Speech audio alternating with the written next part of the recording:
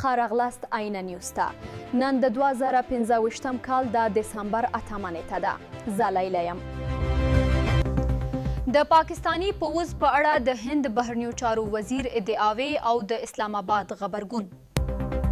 او اوس هیواد پاتې خبرونه له تاسو سره شریک کړي. پاکستان د هند د بهرنیو چارو وزیر د هغو څرګندونو سخت رد کړي چې د پاکستانی پوځ او پوځ مشر عاصم منیر په اړه یې کړي وو او دا یې پارونکې او بې بنسټه بلي.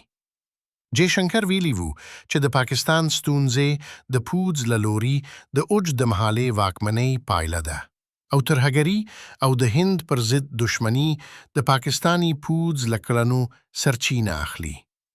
پاکستان وایي چې پوځ یې د ملي امنیت ستنه ده او د 2015 جګړې پر مهال یې مسلکي ورتیا ثابته کړې ده.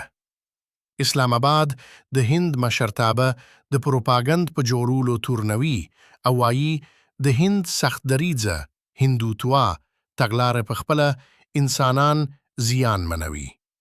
پاکستان زیاتوي چې په ډیپلوماسۍ باور لري خو د خپلواکي او ملي ګټو په ساتلو کې یو موټی دی. د آینه نیوز د باور نه مننه. الله حافظ.